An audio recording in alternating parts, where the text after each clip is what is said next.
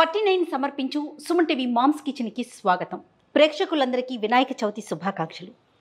వినాయక చవితి అనగానే బొజ్జగనపైకి రకరకాల పిండి వంటలు చేస్తాం. ముఖ్యంగా ఉండ్రాళ్ళు, పప్పులో ఉండ్రాళ్ళు, పాల తాలికలు, ఇలా మంచి మంచి చిన్న చిన్న ఐటమ్స్ని చేసి బొజ్జగనపైని మనం మొక్కుతాం కదా. మరి అందులో భాగంగా రమగారు రెడీగా ఉన్నారు. ముందుగా మీ అందరికీ ఉండ్రాలు చేసి చూపించబోతున్నాము. ఇంకెందుకు ఆలస్యం, రమగారిని పిలిచేద్దాం. నమస్తే రమగారు, వినాయక చవితి శుభాకాంక్షలు. నమస్తే జయ. సుమన్ టీవీ ప్రేక్షకులందరికీ వినాయక చవితి శుభాకాంక్షలు. వినాయక చవితి అనగానే ఉండ్రాళ్ళు, చక్కగా ఉండ్రాళ్ళు ఫస్ట్ గుర్తొచ్చేది అదే కదా, బొజ్జగనపైకి ఇష్టమైన పదార్థం.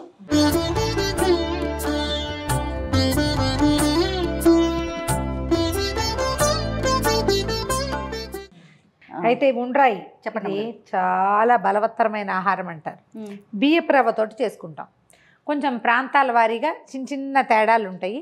మనం జనరల్గా చేసేది బియ్యపు రవ్వ, శనగపప్పు వేసి చక్కగా ఉడికించేయటం, దాన్ని మళ్ళీ స్టీమ్ చేయటం. అవును, 2 సార్లు ఉడికిన ఈ పదార్థము సులువుగా అరిగిపోతుంది, ఎక్కువ తినగలుగుతాం. ఓకే. ఉండ్రాయి చాలా బలం అని చెప్తారు. ఆయుర్వేద శాస్త్రంలో ఇది ఎక్కువ చెప్తారనమాట.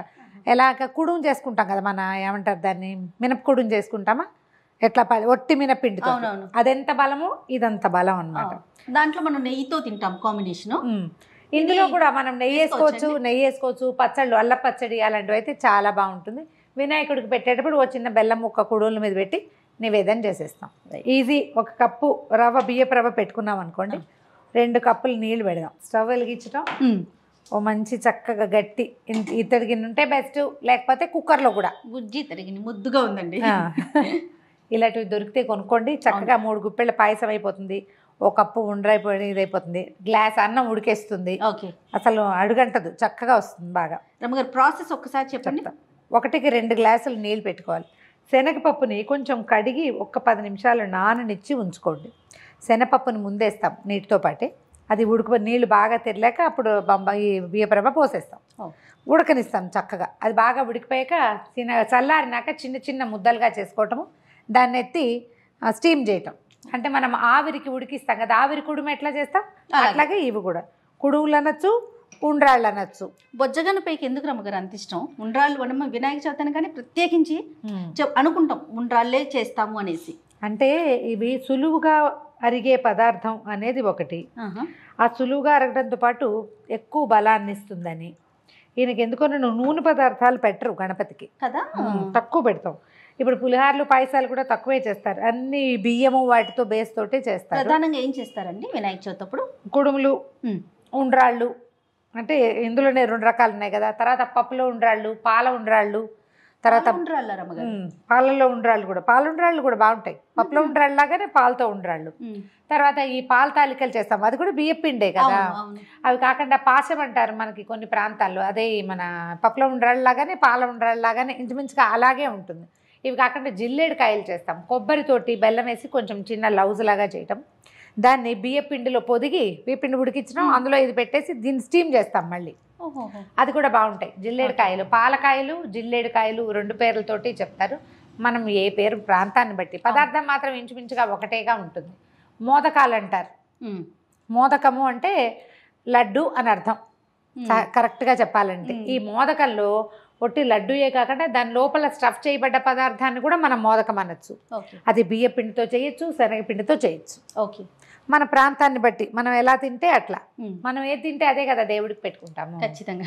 ఇది కొంచెం నీళ్లు తెరలనిచ్చి, ఈ తెరలే దాంట్లో మనం అనుకున్న రవ్వకి సరిపడా ఉప్పు సరిపోతుంది. అంతే అంతే. ఓకే. ఇప్పుడు మన కప్పు రవ్వని ఏమాత్రం మొహమాట పడకుండా చక్కగా అందులో పోసేయాలి. మెల్లిగా ఈ శనగపప్పు, బియ్యపు రవ్వ తాపీగా ఉడుకుతాయి. ఓకే. ఇది కొంచెం సెటిల్ అవుతుండగా అప్పుడు జీలకర్ర వేసుకుందాం. ముందే కనుక జీలకర్ర వేసేసామనుకో రంగు మారిపోయినట్టుగా ఉంటుంది. చివరికి ఇంకొక 5 నిమిషాలు 3 నిమిషాల్లో దింపుతామనగా అప్పుడు జీలకర్ర వేస్తే సరిపోతుంది. రుచి కూడా బాగుంటుంది కదండి జీలకర్ర వేస్తే, రుచి బాగుంటుంది. అవును. ఇది మనం మామూలుగా ఉప్పిడి పిండి చేసుకుంటాం కదా బియ్యపు రవ్వతోటి, అదే పద్ధతి. కుతకుతలాడడం ఆగింది, ఇప్పుడు నిదానంగా ఉడుకుతోంది చూడు. అవునండి. ఇలాంటి స్టేజ్లో ఏం కంగారేం లేదు, మనకు కావాల్సిన జీలకర్ర వేసేయటం, వాసన అన్నానికి పడుతుంది బాగా. ఓకే. మళ్ళీ ఓసారి కలిపి దగ్గర పడిపోయింది చూడు. అవునవును. ఇది తాపీగా ఉడికి టైట్గా అవ్వాలన్నమాట. ఒక 5 నిమిషాలు దీన్ని తాపీగా, అంటే రవ్వలో లోపల పచ్చి ఉంటుంది కదా, అది మొత్తం పలుకంతా పోయి సిమ్లో పెట్టడం, మూత పెట్టి వదిలేయటం. ఓకే అండి, బాగా చక్కగా అయిపోయింది రమ్మగారు. ఇది రవ్వ మనము షాప్ నుంచి తెచ్చుకుంటే చాలా హాయిగా అవుతుంది. మనం ఇంట్లో పెట్టామనుకో కొంచెం పిండి రవ్వగా ఉంటుంది. ఇగో అయిపోయింది చూడు, ఇలా కరెక్ట్గా ఉడుకుతుంది, మెత్తగా కూడా ఉంది చూడు. అన్నంలో రవ్వలో పలుకుందా లేదా ఒక్కసారి పరిశీలించుకోండి, కనిపిస్తుంది చూడు, క్లియర్గా ఉంది కదా. అవునండి. ఒకవేళ రవ్వలో పలుకుంది అనుకో, లోపల రవ్వలో తెలుపు కనిపిస్తుంది. తెలుపు లేదు, ట్రాన్స్లూసెంట్గా ఉంది కదా. అవును. ఇప్పుడు తీసేయాలి.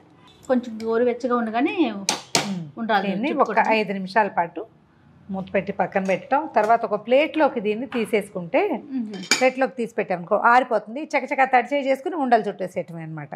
చల్లారిద్దాం, స్టవ్ ఆపేసేద్దాం, ఒక 5 నిమిషాలు చల్లారనిద్దాం. మీరేం చేస్తారు అమ్మగారు వినాయక చవితికి? ఏమేమి నైవేద్యాలు పెడతారు? ఒకటి ఉండ్రాళ్ళు, రెండోది జిల్లేడికాయలు, తర్వాత ఏమో మన పప్పులో ఉండ్రాళ్ళు, అవి చేస్తాను. ఈ జిల్లేడికాయలు అంటే మనం పాల తాలికలు మీరు చేస్తారు కదా, కొంచెం నేను పాల తాలికలు చేయడం తక్కువే, అలవాటు తక్కువ. ఏదైనా ఎవరింట్లో మామూలుగా కింద వినాయకుడిని పెట్టినప్పుడు పాశమని వాళ్ళు చేసి పట్టుకొచ్చారు, బాగుంది, ఇంట్రెస్టింగ్గా, రుచి నచ్చింది నాకు. కానీ మా పద్ధతిలో ఇళ్లలో చెయ్యరు కదా, అంచేత చేయటం లేదు అంతే. రుచి బాగుంటుంది, చేద్దాం అది కూడా తప్పకుండా అండి. దీన్ని ఒక పళ్ళెంలోకి తీద్దాం, ఈ పళ్ళెంలోకే తీసేస్తాం. దీన్ని ఎక్కడ కాస్త గాల్లో ఉంచితే కొద్దిగా చల్లారుతుంది, చూద్దాం ఉండొస్తుందా రాదా అలాంటిదని. ఓకే, చక్కగా వచ్చేస్తున్నాయా? ఈ సైజు ఉండలు చేసేసుకోవటం. తర్వాత దీన్ని స్టీమ్ చేయటం. స్టీమ్ చేయడానికి కూడా మనం 2-3 విధానాలు పాటిస్తాం. ఒకటేమో ఒక పెద్ద గిన్నెలో నీళ్ళు పోయటం, పైన ఒక తెల్లటి బట్ట వాసన కట్టి ఆ బట్ట మీద ఇలా పేర్చేసుకోవాలి, స్టీమ్ చేసుకోవటం. లేదా మన దగ్గర స్టీమర్స్ ఉన్నాయనుకోండి, ఇడ్లీ కుక్కర్లు వస్తాయి కదా, అడుగు నీళ్ళు పోయటం, పైన స్టీమర్ ప్యాన్ పెట్టేసుకోవటం, దాంట్లో వేసుకోవటం, ఈజీగా ఉంటుంది. చూడు, ఉండలు చేసేద్దామా? చేసేద్దామండి.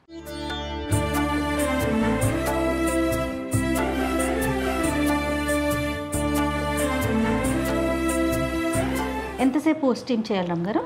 ఇది ఒక 7 నుంచి 10 నిమిషాల లోపు. ఇడ్లీ లాగానే చేయండి. ఇది ఆల్రెడీ కుక్డ్. అవునవును.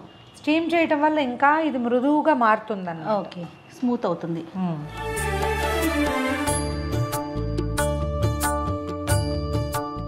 రమ్మగారు, నెక్స్ట్ ఏంటి? ఉండలు చేసి పెట్టుకున్నాం కదా, ఇప్పుడు దీన్ని పక్కన పెట్టి ఒక స్టీమర్ పెట్టుకుందాం స్టవ్ మీద. ఒక గ్లాస్ నీళ్ళు పోసేసాము. తర్వాత దాని మీద ఈ స్టీమర్ వద్ది పెట్టేస్తాం. ఇలాంటివి బాగా దొరుకుతున్నాయి మనకి ఇప్పుడు.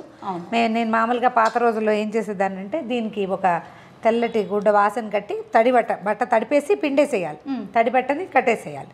దీని మీద పేరు చేయటం, ఒక పీస్ని దాని మీద వేసేసి పెద్ద మూత ఒకటి పెడితే ఒక 5-8 నిమిషాలు ఉంటే కనుక చక్కగా అయిపోతాయి. ఇప్పుడు మనకి ఈ అవకాశాలు వచ్చినాయి కదా. అవునవును. స్టీమర్ పెట్టేస్తాము, స్టవ్ వెలిగించాం కదా, దీంట్లో ఇవి పేరు చేయాలి.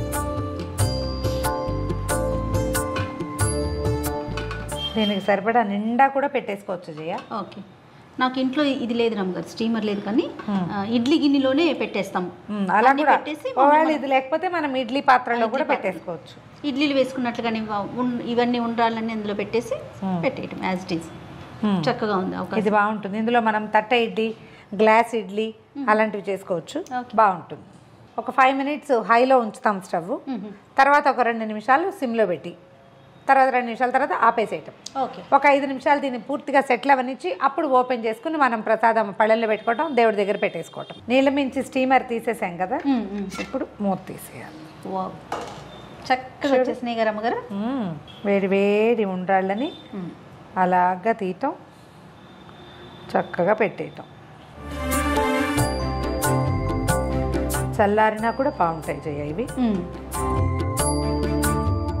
చాలా సులువుగా చేసుకునే ఉండ్రాళ్ళు రెడీ అయిపోయి స్వామి ముందు పెట్టి గణపయ్య మమ్మల్ని అందరినీ కాపాడని చెప్పి మొక్కుకోవటమే తరువాయి. దీంతో పాటుగా మొత్తం మనం చేసుకునేటువంటి 4-5 పదార్థాలు, 3 రకాల పళ్ళు, తర్వాత అటుకులు, కొంచెం కొబ్బరికాయలు, తర్వాత పటిక బెల్లము, అదే మన అంటారు పానకము, తర్వాత వడపప్పు, అలాంటివి మొత్తం నైవేద్యం పెట్టుకోవటం రెడీ. ఇంకా అయిపోయింది.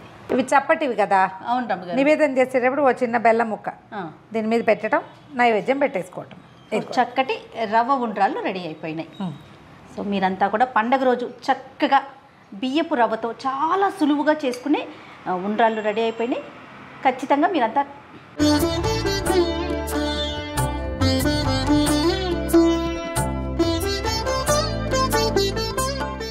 చక్కటి బీపీ రవ్వ ఉండ్రాళ్ళు రెడీ అయిపోయినాయి.